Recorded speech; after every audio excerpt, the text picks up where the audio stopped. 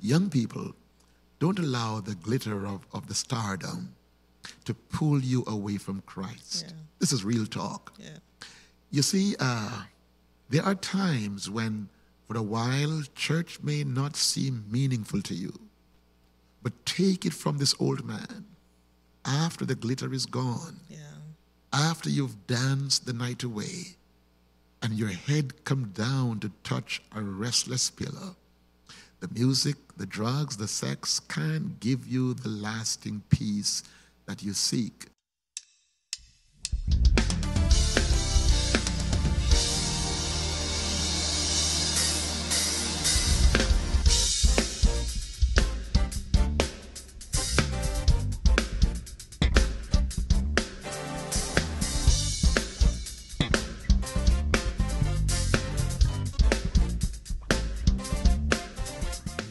Good evening and welcome to Real Talk with Michelle. This evening is a continuation of my conversation with the anointed Glen Octavia Samuels. If you missed part 1, you must go back and check it out. So we hope that you'll be blessed as we have some real talk.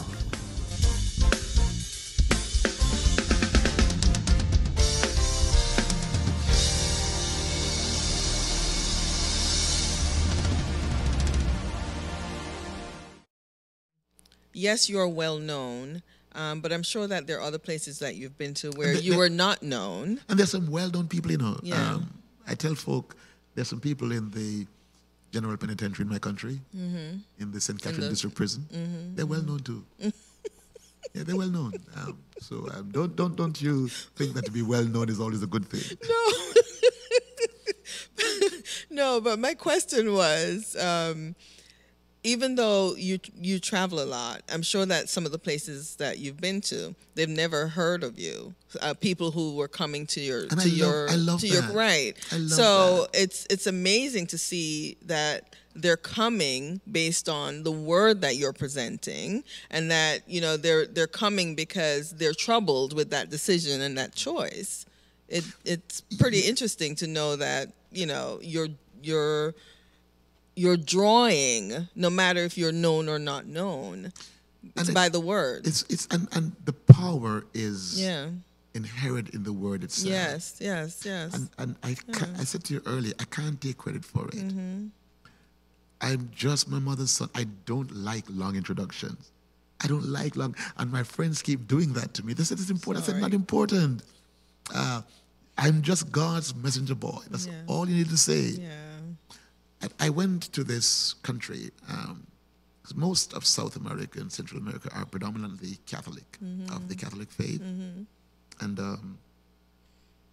so the gentleman who was in charge of the airport authority was Catholic. I didn't know this, so I learned this after the fact.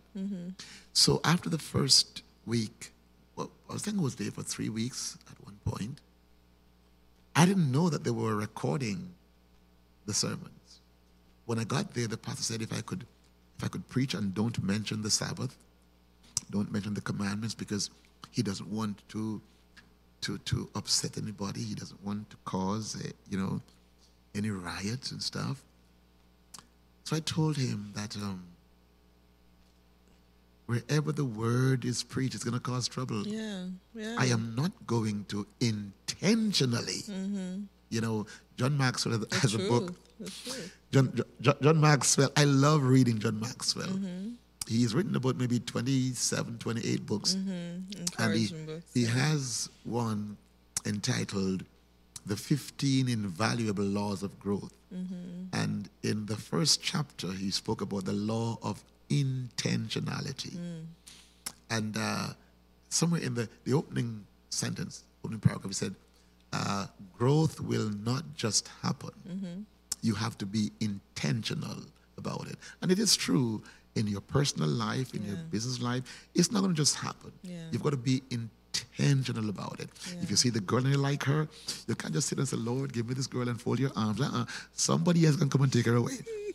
Growth in your relationship, growth in your business, growth academically, intellectually, and stuff will not just happen. You have to be intentional. And so I said to him, there is this driven intentionality. If you ask me to come, it has to be for the changing of lives. And I'm going to be intentional in my prayer and my presentation about that. Because you see, the devil is 1,000 times busier with me than he is, so I think, with most people. You're playing Jamaican parlance. I think sometimes the devil takes set on me. I mean, and so he said that if I could preach without mentioning the Sabbath and without preaching on the commandments, he'd be okay. I told him that I'd rather put myself in debt to pay him back. It took me 4 plane rides to get there. And so he called his conference president. The president came and said, you know, we do have a challenge here in terms of they don't even have license to do weddings. So the Adventist couple are married by Catholic priests or by public persons. Because at that point, the Adventist pastors were never given marriage license. So I said, listen, all I'm going to do is read the Bible. And unknown to me, I was being recorded by the senior Catholic person who was at the point head of the airport authority. And so he sent a message down to the church, and the pastor panicked.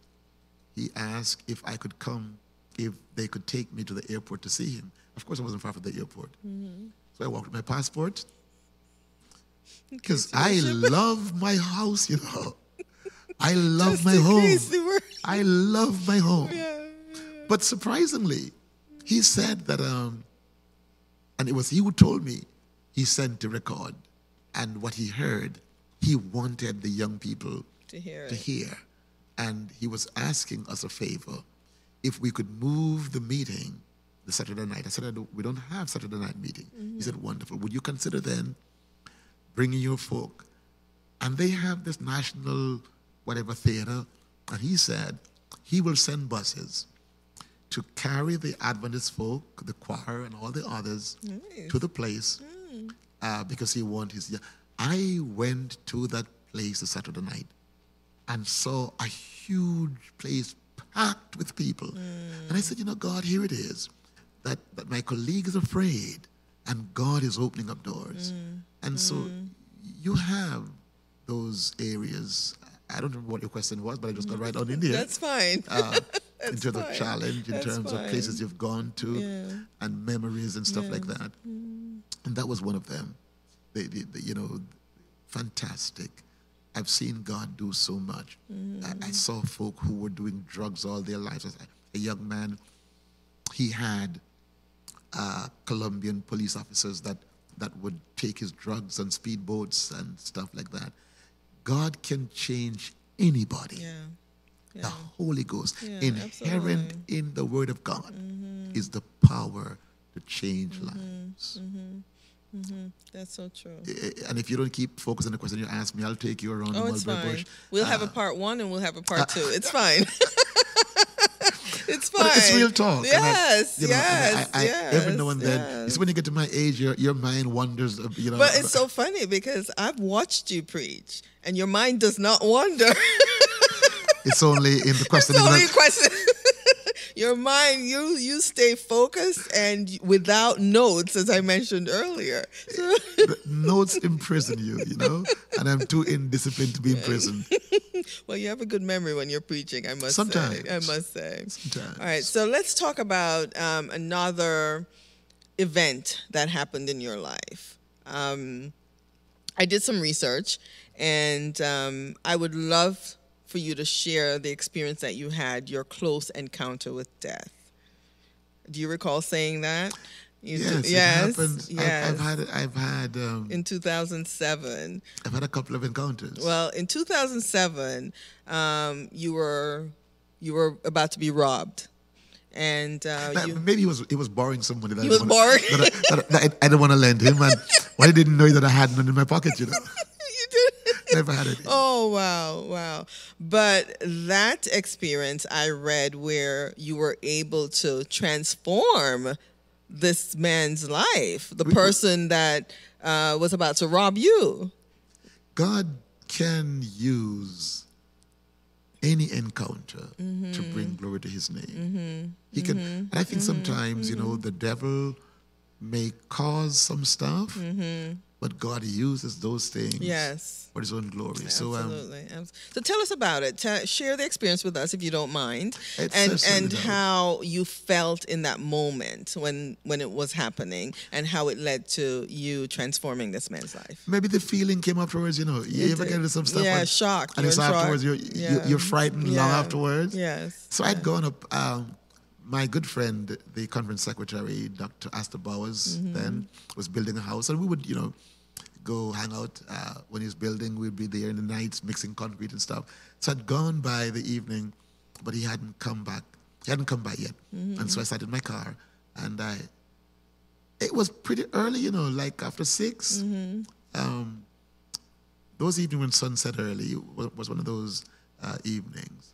And just about the shadows changing, and I'm sitting and I hear a bang bang on the car door, and then I turned. I'm looking at a 9mm, inches from my head, and it led to an interesting conversation. We sat down there. Were you scared? Were you nervous as you saw this gun pointing at you? That's and how did it lead to you having this conversation with him? That's the amazing thing. And I don't talk about a God who is trying. I talk about a God who's able. And sometimes his ways are past finding out. Yeah. I can't tell you what it is that kept me from being terrified. But after that first encounter, I told him I'd like to meet him again. So I went back the following evening. I asked him for his telephone number. He said, "Yeah, idiot." So I gave him mine. Wow. I gave him mine. Wow. And I told him that I'd love to dialogue with him. He said, "All right, I'm going to think about it." Because that night when he held me up, we chatted for a while. And the following evening, folk would say, "But you're stupid. You're risky. Life itself is a risk. Yeah. You're sitting on this chair. Yeah. It's faith that what do you know is going to fall down. Yeah. You drive out, it's a risk." Absolutely. Absolutely. And when there are some things that you can't explain. You just know them. When you get this strong conviction that God is doing some stuff, might not make any sense to you. And that was one of those. And so he told me he'll think about it. And so I went back to work. About 10 o'clock, the receptionist said, "There's a call." I asked her to send it through. And he said, "Yo, same time, same place, you know who." And before I could say anything, bam, he hung up. Wow. So I drove up to the same place at the same time to meet you know who. Wow. And so I drove up, didn't see anybody. Wow. I drove around because it's a little roundabout, so I drove around. And as I was about to leave, and one man said no. I drove back and I stopped with the lights on. And I heard, "Yo, turn off the light now." Turn the lights off, as the man said I should. And he came down. But I had packed a bag with some food, rice, flour, bread, sardines, stuff. And I put a Bible in the bag. And he came down and we sat right there at the embankment. And he said, "What at?" I said, "No, I just thought I'd bring something for you." I handed him the bag. And the first thing he took up was the Bible. And he asked me, "So how did you know I wanted a Bible?" Sorry, I said. Goodness. I just thought about it. Goodness. And he took it up. And then he looked in the bag. We started talking. And he asked me, he said, "Man, you don't know about rough life?" I said, "Try me." And I told him about my childhood. I said, "Listen, I used to walk to school. When I finished primary school, I didn't tell you this earlier. So after I got baptized, I was then at high school. But I had no Adventist family. There was an Adventist school 7 miles the other direction from my house. And I would walk 7 miles in the morning and walk 7 miles back home in the evening. And the high school was just 3 miles the other side. And so we talked about that. We talked about my going to school without breakfast, without lunch money, and would run to school, run back home, and you come back home in the evening and you're wishing that there'll be some fancy dinner. You say, blessed Lord, I have dumpling this evening. And that's fantastic stuff. And he had a red handkerchief. You watch those cowboy movies? Now, COVID turned us all into criminals. Mask people I would see only in movies. And only crooks would wear masks. And so he had it wrapped around. Yes. Right. And when I said to him, let us pray. Now, I don't know why some young men feel that their pants, it's kind of funny, you know. The pants is below the shorts. Yeah. And the shorts is below the brief. Yeah. Yeah. And I'm wondering. Yeah. I said, they taught me that the other two should be covered up. Yeah. So he had his shorts below his brief and his handkerchief around his face. And after the conversation, which lasted about an hour and a half, I said, I'd like to pray with you. He got up, pulled up his pants, pulled off the stuff. Wow. I never asked him to do that. I said, there's something in this boy. He was about 23, 24, has been arrested about 13 times. We chatted about real life, real stuff. He said to me, the day he held me up, he'd been down in Montego Bay for about 2 days looking for a job. I said, what can you do? He said, your friend's house here? I tie steel over there. I said, kidding me? He said, yeah, I mix mortar, I can tie steel. But when they finished the houses in this area, it was an upscale area called Westgate Hills. He said when the houses was finished, he couldn't get a job. When he held me up, it was the second day walking in town. He had a 5-year-old girl, frustrated. And he had nothing to give her to eat. Frustrated. And he said, he rented the gun on hire purchase. I said, what do you mean?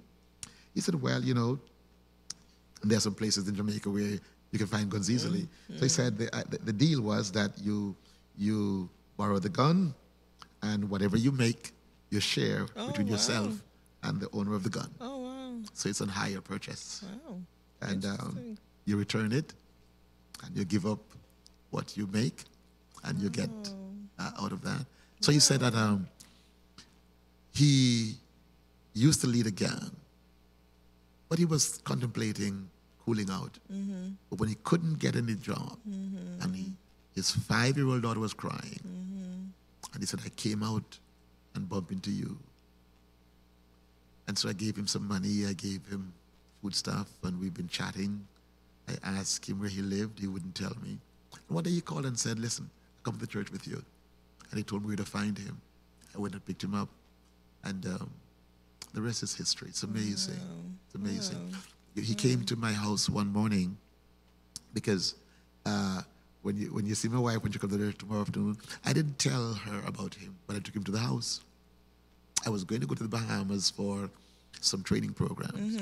I said to him, listen, if you ever get hungry, don't go back to pick up the gun. Find my house. So I took him to where I live. I said, this is where I live. Took him inside. Stella made dinner and he sat at my table. I didn't tell them who he was. They didn't need to know that. And folk might say, but weren't you exposing your family to danger? Listen. And had she known, she may not have wanted him to, yes. When you know that God can protect you, when you have this strong conviction, I lived in an area in Montego Bay, and the police senior came to me and said, listen, Samuels, you come in late at night, just fill out the form. I'll handle this stuff. He said, about a gun application. He said, no, you don't have to do any tests, just fill this form. I said, listen, if God can't protect me, a gun can't do it. Wow. If God cannot protect me, a gun can't do it. Yeah. And so this has been my conviction. It's an amazing journey for him. I watched God do so many things in that young man's life. Are you still in touch with him? We haven't been for a while, and I'll tell you the reason. So a couple of years ago, that might have been maybe about 10 or more, about 10 years. He came to my house one morning and he asked me if I think, listen up, it's real talk. Yes. If I think he could get a visa. Now everything in me said no. I know his background, Right, I know his history, I know his present, and he's asking me if I think the U.S. Embassy would give him a visa. I was about to say, I don't think so. When I say I, the rest got stuck in my throat. And God said, Don't say it. if I change you, if I change all the others, you might not have come from the same angle. I said, let's do this. So I gave him some money to go downtown to cut his hair. I helped him fill out the form. In those days, you have to fill out the form. Now you do the application online. Then you fill it out, go to Kingston. So I gave him, I filled out the form. I gave him a nice white shirt, nice tie, black pants and stuff. I said, when you go to the embassy, whatever they ask you, anything they ask you, tell them the truth. Even if you think they're going to turn you down. Right. The young people, Yeah. well, I'm assuming, so I shouldn't assume it's not just young people who watch Real Talk. Yeah, no. Be real. Yeah. Be honest. Be yourself. Be yourself. Trust God. There's something about placing your hand in the hands of God with a sense of sincerity. I said to him, listen, if God wants you to get it, you're going to get it. Yeah. If God says not now, then no matter what you do, it's not going to be now. And so he went to, I said, when you go eyeball to eyeball, look them straight in their eye, answer whatever they ask you. Don't fidget, don't pick your nails, don't look nervous. Just tell yourself, in plain Jamaican parlance, if they give me, then give me. If they don't give me, fine. Right. And he came back. You got it. Of course. Wow. His friend was in Philadelphia in construction. And so the friend said if he comes there, he'll hook him up with jobs to do and stuff. So he got a visa. I said, listen, don't overstay your time. I won't say anything else. Okay. If you're watching, Pastor Samuels hasn't seen you in a long time. Yes, I almost called it. If you're watching, No name. If you watch, I won't call your name. But I. By the way, he came back once. Never saw him. But the same Dr. Bowers, his wife, told me she saw him and she was asking me if I'd seen him because she did tell him I'd love to see him. But I live in meetings, so he may have come by the office and stuff. But in case you're watching, we need to talk. Wow. But it's funny because that may have been, one of your sermons throughout the crusade was, God has a special blessing designed for everyone. Yes. So despite the fact of his background, despite the fact it was his time to get that visa, to maybe explore other opportunities that was in front of him, that was basically designed for him at that time.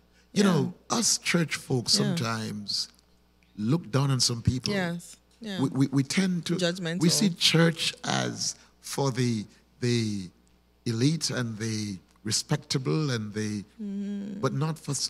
Listen, the last time I checked, Jesus said to me, He came to seek and save the lost. Yeah. And I think that there are some lost people in church who need to be saved from their lost. Absolutely. But yeah, that's it. God will take you sometimes to meet one person. He will orchestrate some stuff. Yeah. It's not every encounter you have, that's negative. That was meant to be just negative. God sometimes allow that so as to work it out in His own way.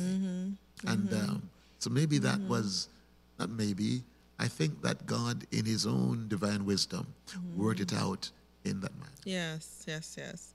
So you are an extremely busy man. sometimes too busy. Oh my goodness, I can relate. But it keeps me out of trouble. I can relate. That's good. That's good. So sometimes busy can be good. Yes. So you are currently the president of the West Jamaica Conference. Chief servant. Yes. The one who, major. They say, get this or pick that up, or that kind of, you get this stuff done. You're the boss. You're the boss. So I want to know, as I'm sure other people do, how do you maintain your presidential duties and this hectic travel schedule and preaching schedule that you have? How do you combine both? One's outlook on life, and I think all presidents have their own views and stuff.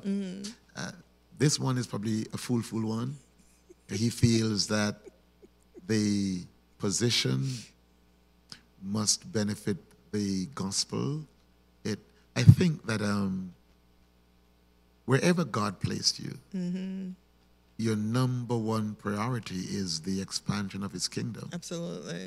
And I think that if God made his one son a preacher, I shouldn't want to do anything else. Because Christ came and he began preaching the kingdom. But the presidency has a lot of work, has a lot of challenge, has a lot of excitement.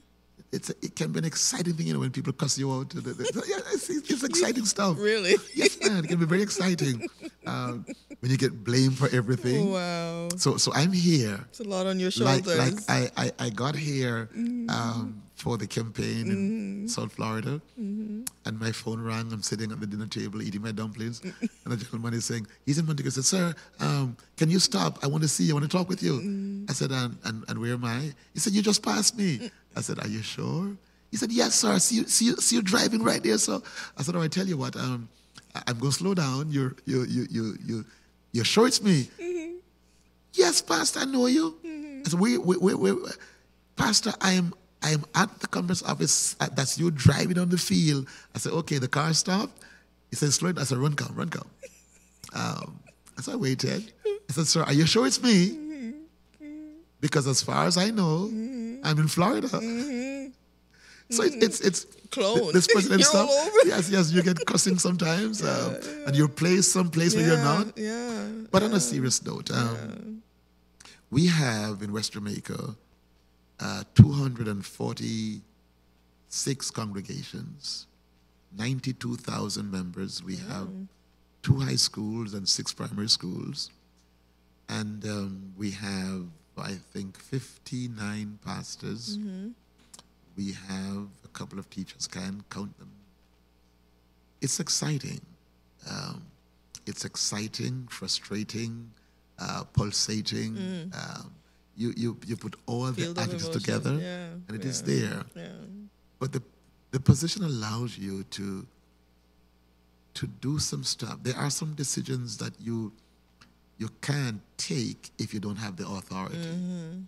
And from the perspective of the authority, it is, in my mind, to be used to benefit people, to help people. I chose to carry the office of community services. I chose to carry because it allows you to stay grounded and to do stuff for the community, for young people, for at-risk youngsters, and all of that. And in all of that, the preaching of the gospel is number one. That's my number one priority. Yeah. The proclamation of the everlasting gospel. All of the others are secondary. My view is that we build hospitals, we build schools, we build all of these for the expansion of God's kingdom. All of these stuff we do must have a spiritual center. It must revolve around the one reason why God sent his son into this world. So yes, if you can't make time for that, then you're too busy. If you can't make time, Mr. President, to find the lost sheep, you need to readjust the president business. Wow. Yeah, you need to adjust that. Yeah, but it's a lot of It's a lot of responsibility. It's a lot of your time. So I'm still curious to know, how do you manage both? That I'm still curious. What's your typical day like, or how do Okay. you manage both? So I thought you were going to throw a third piece in there. Which is? Marriage. Oh, I'm getting to that.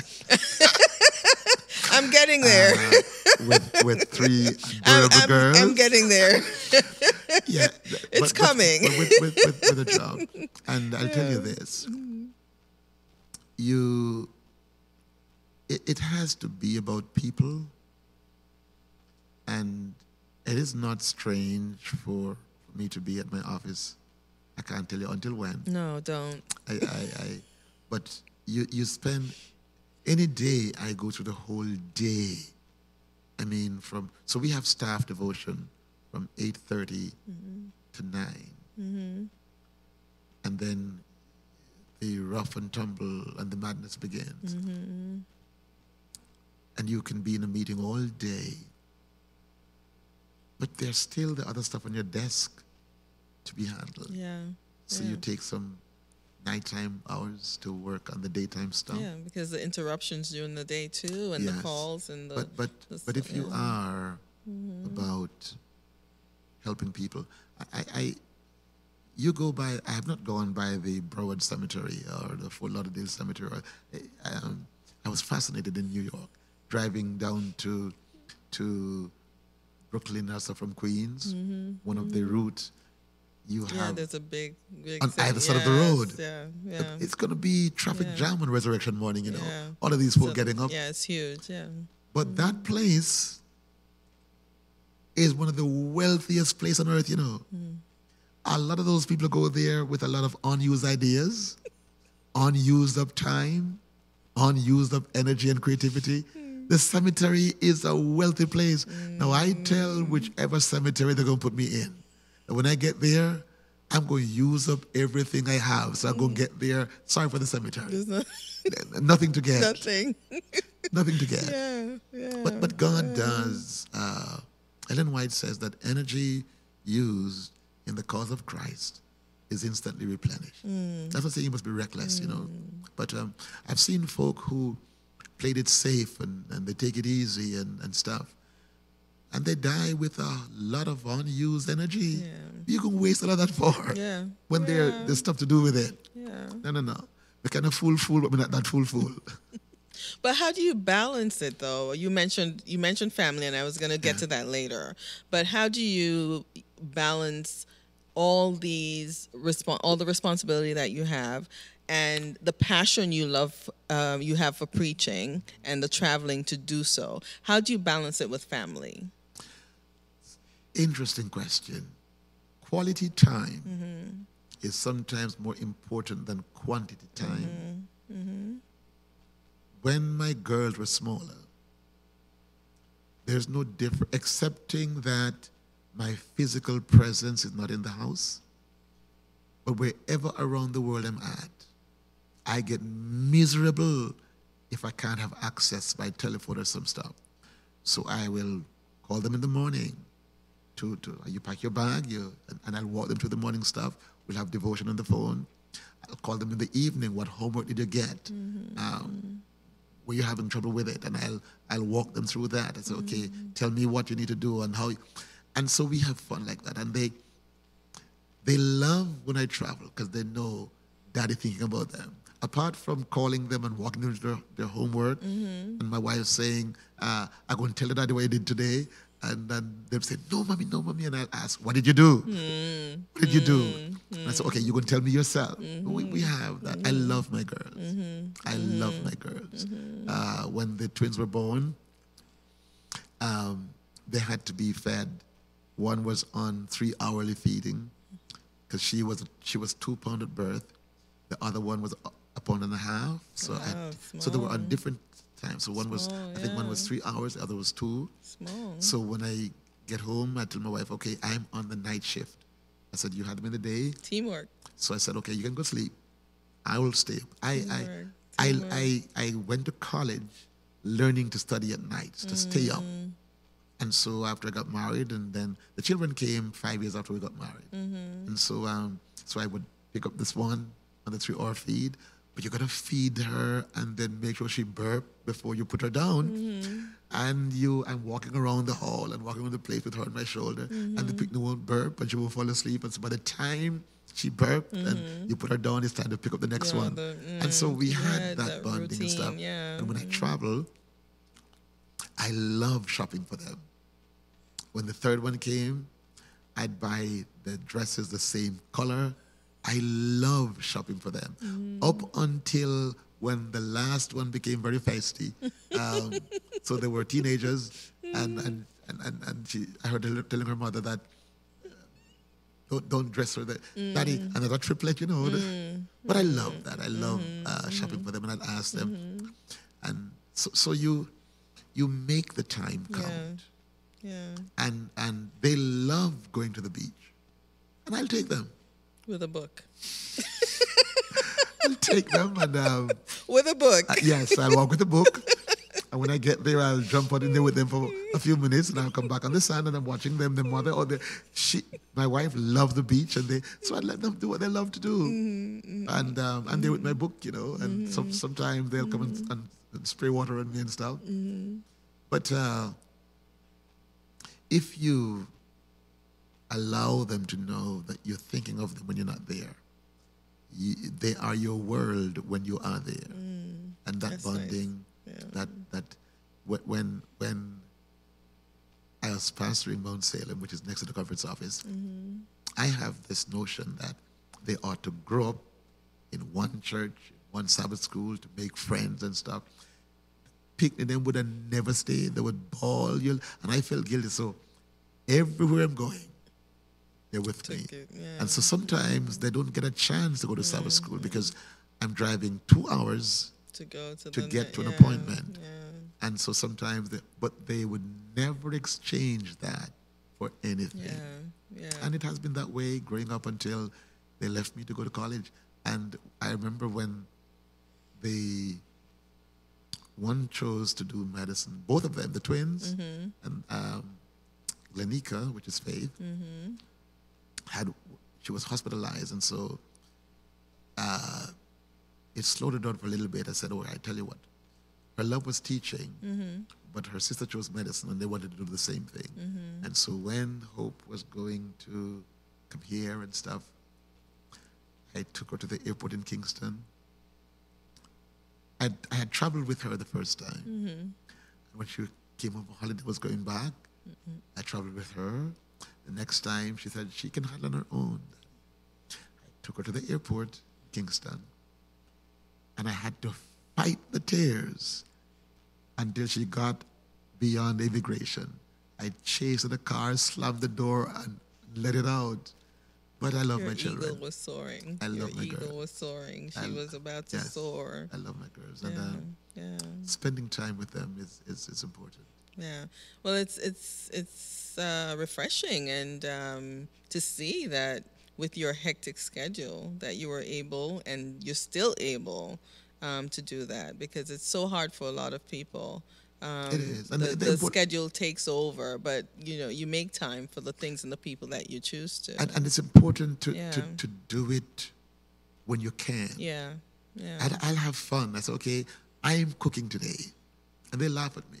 I can't bake, but I'll do my stuff, and they'll come around and I'll chase them out the kitchen. And that's good. Even after a while, after they've grown, I don't eat chicken. And if they say they want chicken soup, I'll cook it. Daddy, but how you don't taste it? It tastes so good. I said, that's the pro. Pro cook. But I had fun with them. That's good. And, let's sorry, did I cut you? No, that's fine. Okay. Let's talk about your better half. The better 3/4. She's more than a half. Let's talk about Mrs. Darcella. Yes, Mrs. Samuels for a minute. How long have you been married? Wow. That's about, what, she'll curse me. We got married in the memory. Yes. You see, I don't have a good memory. 1987. Yeah. Okay. All right. That's a long time, and my brain right now is not okay. Yes, that's about 30-something years. Okay. And what is the secret to sustaining 30-something years of marriage? She'll tell you that maybe it's the grace of God to put up with a miserable man like this one she's married to. You're miserable? I tell people, I am the most miserable creature God ever made. Wow. So I said, if you don't believe me, ask my wife. Wow. Yeah. I wish she was here. I was asked her to come here. She should have come. Yes. Look here. There's not a perfect marriage because no human being is perfect. Even if you were identical twins, there'd still be peculiar idiosyncrasies, peculiar differences. But you have to learn to no one person is ever always right. No one person is ever always wrong. And it is having the common sense to know that sometimes you're going to do some stupid stuff. But she's a great girl. I said that God couldn't put me with anybody else because only one person could be so fool to put up with you. I don't know. I still have to do some research on the miserable part of it because you seem far from it. You seem far from it. She's wonderful. Yeah. She's great. And it's getting to know what your spouse loves and making sure it happens. Sometimes it's not money. It is the kind of thinking that you put into it, the thought. I have never traveled without getting stuff for them. Even if I can't get anything for myself, and that would either be for two reasons.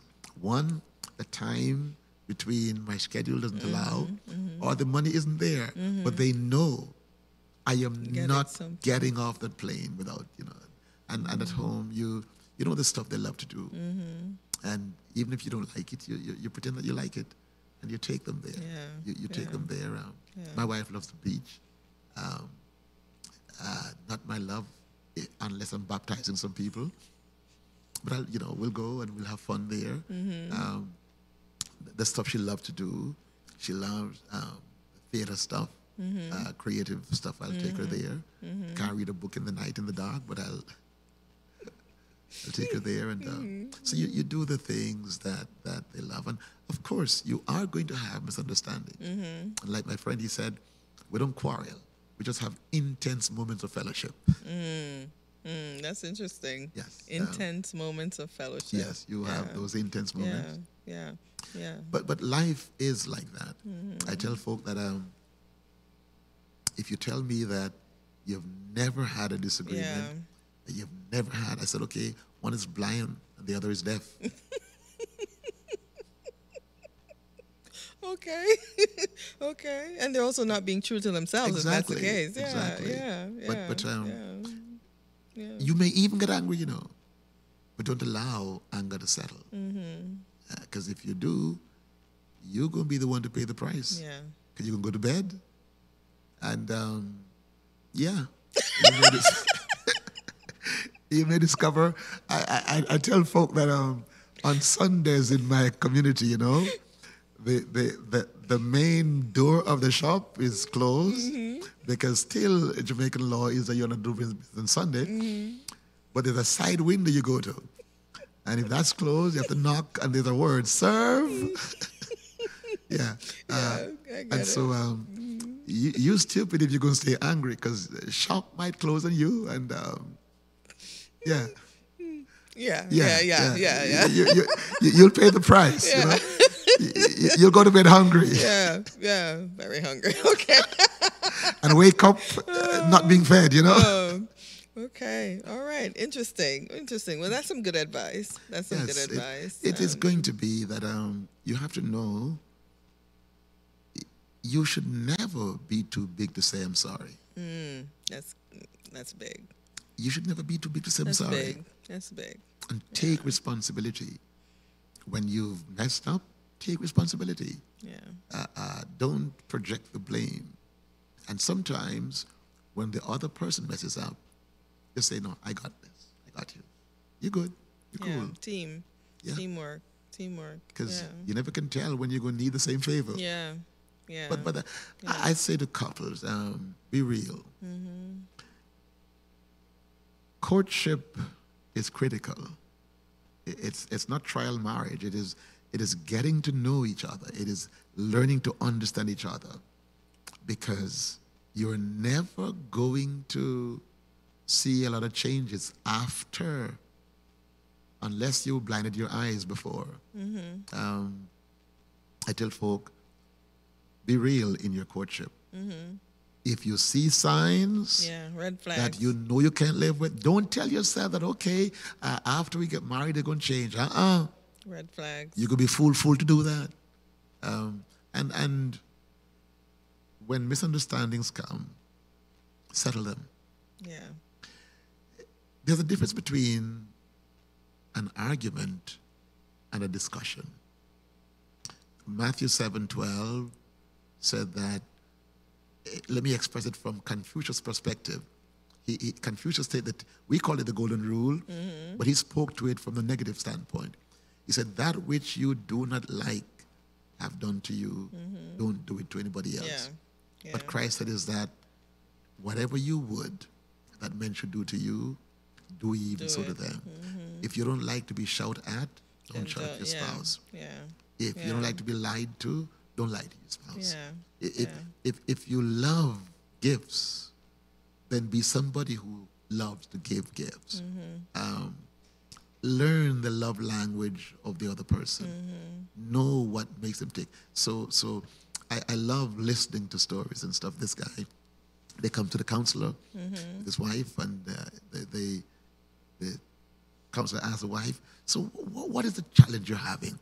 He said, sir, he's never told me he loves me. And every time him just touching me up, touching me up, and never tell me he loves me. When it was time for the man to speak,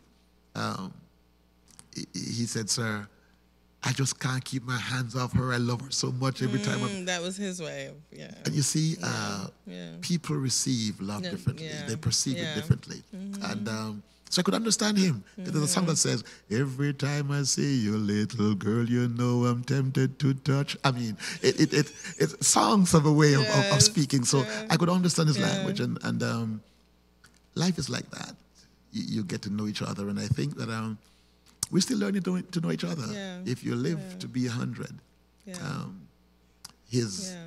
her father, when I was courting, said to me that I'm going to have one problem. So I'm curious. Her father loved eating meat. And my girlfriend then loved eating a lot of vegetables. Mm. Her father couldn't understand it, so he said to me, my girlfriend only eat grass. And to this day, she's a good eater of grass. Today we went out for dinner, and of course, I guess she was miserable because there was no grass on the table. To eat. Oh my goodness. Yeah, but you know what they like, and so you try to do that. You try to give what the other person likes. Yeah. And in the end, that's good. You'll get what you like. That's good. That's good. And it's a daily growing process, no matter how long you've been with each other. Getting to know each other. I had Pastor Bushner here as a guest some time ago, and he said something that stuck with me. He said, love is two imperfect people trying to love each other perfectly. That is it. And only God could. Yes. Yes. There's a song that says, God made you mine. Mm-hmm. Yes. Mm-hmm. That's wonderful. Two imperfect people trying to love each other perfectly. Yeah. And because they're imperfect, they'll never get it right every day. But each will understand that it's a work of art. They're trying. Right. Great stuff. Right. All right, so let's get to know some fun things about you. All right. Apart from dumplings. Well, we covered the dumplings. So I wanted to ask you, what are your hobbies? So I know reading is a hobby of yours. Yes. Is there anything else, and do you have time for it? I do make time for that sometimes. I love playing dominoes. Okay. Yeah, I love playing dominoes. Are you a good domino player? I wouldn't say a good one, but I've learned that it is more blessed to give than receive. Okay. Yes, so that when it comes to giving 10 love or receiving, it's more blessed to give than to receive. Have you ever had a disappointing moment in ministry? Yeah. We've had some. And one of the things that I have told myself is that don't ever allow bitterness to settle. People are people. And, you know, sometimes you do have struggles, especially as an administrator, where you have to take decisions that some folk might not like, and then they might interpret it away and then take that interpretation to others and convince others to the point where they said, "Oh, him, I never thought he could do something so wicked." You know, you'd wonder, how is it that 1/3 of the angels could take side with the devil? And so, yes, I've had some deeply hurtful moments, disappointing moments. Sometimes the persons you've done the greatest good for will be the ones. Life is funny. Folks sometimes will pat you on the back when they're before your face, and then stab you in the eye when they're behind your back. Ooh, in the eye behind. Yeah, before your face, Yeah. they'll pat you on the back. Yeah. Behind your back, they'll stab you in the eye. Wow. And wow. it hurts. David said, you know, that, and it's a psalm that Christ would use. David said that it was painful because it was my friend. We walked together. He said, if it were my enemy, I could watch myself. But I let my guard down because it was my friend. You're friends. So yes, you've had hurtful moments. You've had moments of disappointment. But you tell yourself, not just tell yourself, because it takes the grace of God. People are people. People are people. And you move on. Yeah. Well, sometimes it's hard for us to let go of disappointments and hurt, but you have to. Bitterness and hurt, you know, does more to destroy you. Yes, it does. Than the person who has hurt you. you. Yes. Exactly. Yeah. Because sometimes they've forgotten about it. Yeah. And you were here. You're living in it. No. I ain't going to give you that luxury. Yeah. I mean, you're going about forgetting, and I'm carrying you on it. No. Yeah. But that's real. You have them taking up space in your life and in your heart. And they're gone. Yeah. Yeah. That's it. So as we prepare to close, we're running out of time. We have run out of time. But I was really, really enjoying this. And before we leave, I would just love for you to look into the camera and just give some words of encouragement to young preachers, pastors, or just to anyone out there who we talked about maybe struggling with the decision to choose God. Just give some words of encouragement that you have on your heart to our viewers before we close. Thank you. And you talk about young preachers. I would like to say to every young pastor that the ministry you have is God's gift to you. What you do with it is your gift to God. Never tell yourself that it is all about you. One of the most terrifying Bible stories I've read is in the first book of Samuel, when you think that God handpicked Saul to be a pastor because the king was really the chief shepherd until the priest role is there.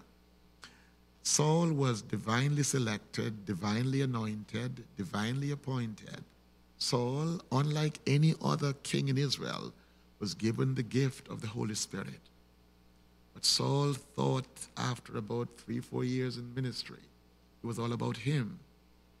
It was all about him. No longer would he consult God.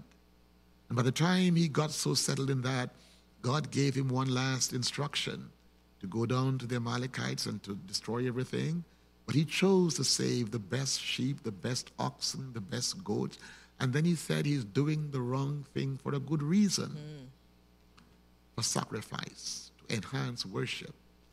The text that jumps out at you in that story was when Samuel said to Saul, to obey is better than sacrifice. Never get to the place where you take ownership of the ministry that God gave you. You and I are servants of the living God. To serve the servants of God. To depend on God. And you may be the greatest gifted preacher or administrator. But without God, you and I, nothing. Yeah. Saul ended up the same Saul who got the gift of tongues, the gift of the Holy Spirit, anointed by God, selected by God, ended up committing suicide, took his own sword to take his life. And you must ask yourself, how is it that one to whom so much was given end up at a place like that? It can happen to you as a pastor. It can happen to me when we think that this ministry is ours. We are servants of God. And every day of our lives, we need to depend on him. So you're not a pastor. You're a youngster. Life is like building a house or a superstructure. Its durability rests in the quality of its foundation. Psalm 127, verse 1, David was about to die, and he called to his bedside young Solomon. And he said to him, except the Lord build a house, they labor in vain that build it. Build your life with God. Listen, young man. Listen to me, young lady. With all the Coca-Cola bottle shape, or all the curves and contours of a fluffy diva, with all the charm and beauty, with all of your masculine prowess, all of that sturdy biceps and triceps, six-packs and all, life has a way of changing all of that in a matter of days. Just one illness, and it can change. Don't make the mistake of living your life without God. Listen to me. Many have tried it. History is replete with the bleached bones of men and women who for a while dared to live without God. Many got their start in the choir. Aretha Franklin, Al Green, those are older ones. But you come down to postmodern times and you'll find out that the glitter of the light and the glamour have pulled many youngsters away from their roots. But every one of them in their final moments, if they could talk, some died without being able to say a word, would always talk about their regrets in walking away from Christ. Don't make that mistake. Stay with Christ, and your life will be better. Take it from this old man. It's been my pleasure. Yes. Thank you so much. That was a mini sermon, by the way. I have a bad habit. No. You put a microphone near me, I'm going to preach, huh? That's a good habit to have. But I just want to say thank you so much for taking time out of your extremely hectic and busy schedule to be a part of the show. It's been an absolute pleasure speaking with you, and a privilege just getting to know you, the man behind the preacher. Oh, well, it's a Who's foolish just your man to have mother's preached. son. Just my mother's No. son. Just your mother's son. Who loves dumpling. Yeah, who loves dumpling. people. Who loves dumpling. No, Yes. it's been an absolute pleasure. And I thank you so much for being here. Always welcome. I love real talk. Thank you. Thank you. And hopefully next time you're in the area, you'll come back and do another segment of Real Talk with Michelle. You better than that. Okay. All right. And to your viewers, thank you so much for watching. Continue to like us on YouTube and subscribe to us. If you have a guest that you'd like to recommend for the show, feel free to reach out to us at realtalkwithmichelle1@gmail.com. Until next time, let's have some real talk.